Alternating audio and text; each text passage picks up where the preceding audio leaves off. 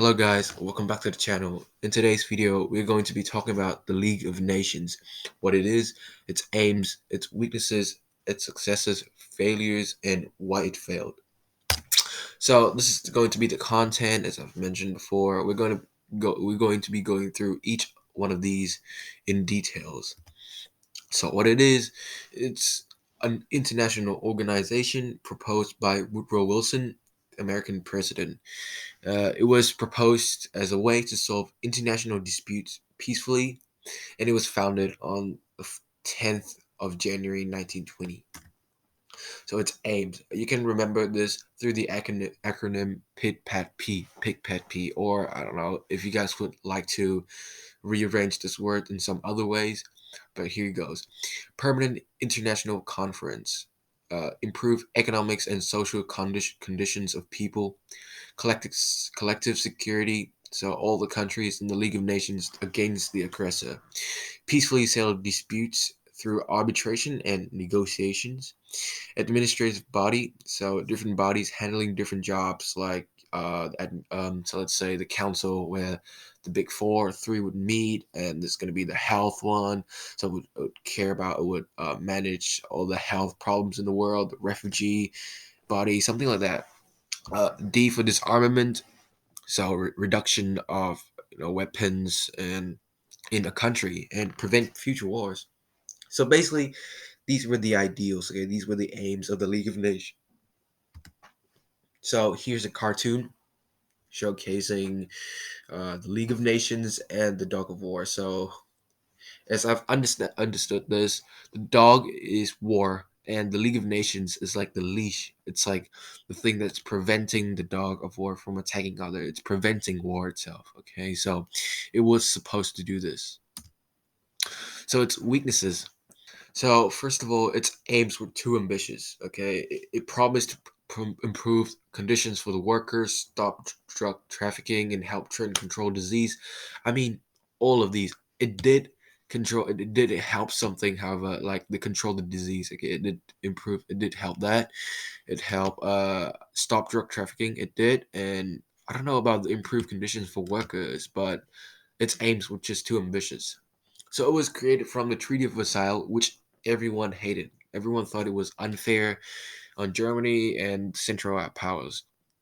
Decisions had to be unanimous, and so they would take a long time. So unanimous means that everyone in the House, everyone voted has to be agreed or disagreed. So, for example, someone voted on matter A, and there are 50 people in in the meeting, and all 50 have to vote to agree to A for the Act A or something like that to be carried on, to be sent to power. But if it's 49 against 1, Act A could not be put into power because there's one person opposing it. So lack of members and major powers.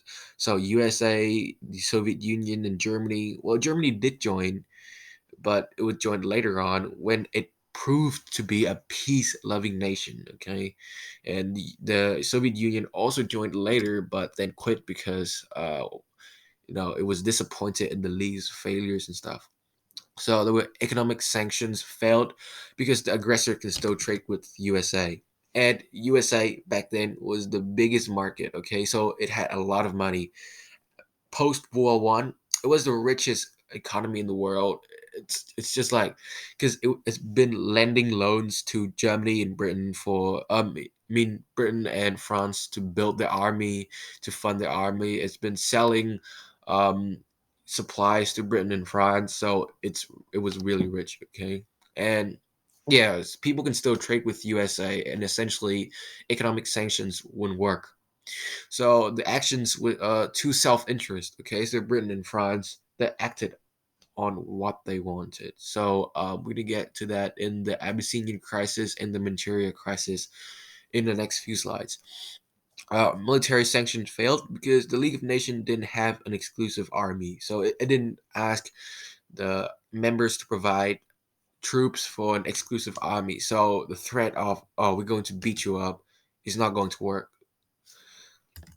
So this is a cartoon again right here showing the weakness of the league. So this was one of the main weaknesses of the league. So its it's lacking USA. As you can see here on the right, there's Uncle Sam just chilling on top of a hillside, smoking, relaxing, and the wooden piece here is USA, so it's Keystone. So as you can see here, the bridge, look at that. The bridge looks relatively weak. It looks really weak without the USA Keystone piece. Okay, so if USA was in this bridge, it would make the bridge much stronger. But it was just a flimsy piece of metal here. I mean, it would collapse easily. So this show the weakness in the league and how it would have been better with the USA in the league.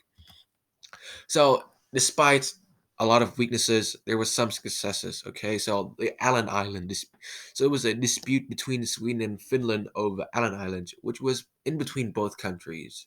So the league decided to Allen Island went to Finland after studying matters closely and what was avoided. So it was, a plus for the League of Nations.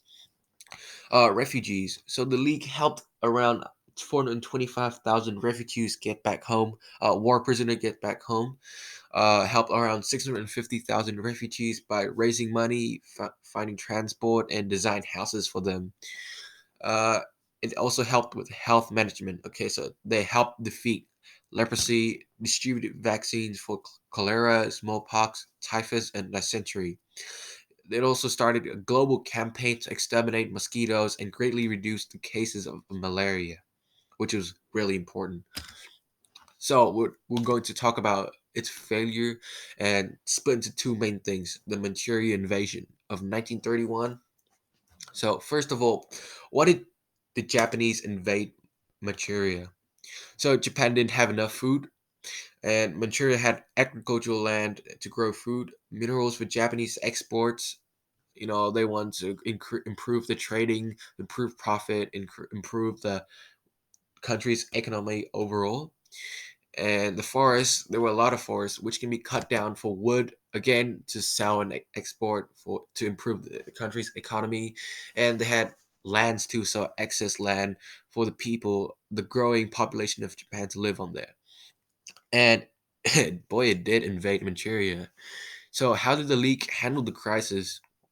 So the league tried economic sanctions, but it was a failure because they didn't call it, because Britain and France wanted to trade with Japan, especially during the Great Depression. Okay, because they didn't want to reduce their trade. They didn't want to reduce the profits because the country's economy would be down bad because they lost USA in the Great Depression. They lost the USA market, so they really want to improve their trades and stuff. So they didn't want to take a risk. So they failed to call for military sanctions either. Well, because they didn't have an exclusive army, and if either, like, the individual members of the league, like Britain or France, for example, send their army out, they didn't want to provoke Japan on attacking their overseas sea colonies. So, I mean, if they did, then Japan would be taking over them and they would find themselves in another war against Japan. So, what the league did though, was it did dispatch a team of four with a USA representative, called Lighton, to Manchuria, but they were too late. Like, the Japanese already took control of Manchuria, that was already strengthening their governing body, okay? And this is a map of the Manchuria crisis. So essentially, Japanese would invade Manchuria through Korea. So Korea back then was part of a Japanese empire, and they would transport the troops through Korea and invade in Manchuria. And Manchuria was then renamed Manchukuo. So another failure was the Abyssinia crisis in 1935. So why did Italy invade Abyssinia? So it was to boost Italy's economy with resources from Abyssinia, boost Mussolini's popularity by taking revenge against Abyssinia for previous failed invasions. It did try to invade Abyssinia in, I think, 1839, but it failed and was humiliated badly. So he wanted to regain that regain that the popularity, and it resolved disappointment in for not getting anything major from the post World War One treaties. So prior to World War One, Italy joined the Allies because it was promised to get like some big lands from Germany, from big lands from other parts, other countries too, but it got literally nothing. So nothing major. So people were disappointed. So how did the league handle the crisis? So they did impose economic sanctions, but it had no effects because first of all, the Suez Canal was still open, and second of all, it didn't ban war essential materials like oil and coal. So Italy was just having the time of their life. They were just invading Abyssinia with no League of Nations condemning them. Okay, so after that, it failed obviously, and Britain and France tried the Hare-Laval Pact, where literally was supposed to stop the invasion of Abyssinia for two-thirds of the country. Well, it was supposed to go on, but it was made public, so the pact was canceled. And the people were really mad at Britain and France for trying to do things underhanded like this. And essentially, you would see the downfall of the league. So this is a map again of Italy and attacking on Abyssinia. So no, Italy didn't attack Abyssinia directly. So up here, around up here is the Suez Canal, and they would transport troops to Eritrea, and Italian Somaliland, and then both of these would then slam into Abyssinia and attack at Ababa, which was the capital of Abyssinia then. So we're going to get into why the League of Nations failed. So again, it's pretty similar to the weaknesses. So it was created from the Treaty of Versailles, which everyone hated it. It was unfair. No exclusive army, military sanction didn't work. USA didn't join the league. Economic sanctions won't work because aggressors can still trade with the USA. The Great Depression made government worry more about their own country instead of supporting the league. So they were more concerned about their country's economy and stuff like that. They were not interested in what other countries were doing, and the members were too self-interest. Okay, so as we can see in back in the Abyssinia crisis, here the league didn't. I mean, we can see in the Manchuria, for example, that the league didn't want to provoke Japan attacking their overseas colonies. I mean, yeah, so Britain and France, so they didn't call military sanctions.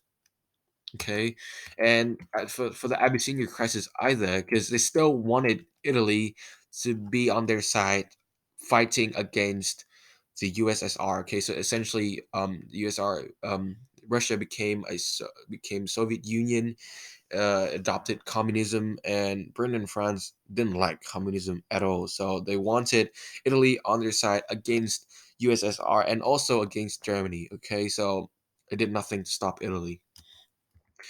And yeah, decisions had to be unanimous and fast. Well, they conflicted each other. Well, meetings were rare and very, very wide. I can say this: the periods between meetings are very wide, very big. So they don't have meetings often. And the decisions had to be unanimous, which means that if one of them, even one of them, disagree on something or agree on something, it cannot be carried out. And I mean, it would take time to persuade that person's idea or something, but normally anonymous is a bad choice when coming to decisions. So yeah, thank you for listening in today's video, and I'll see you next time.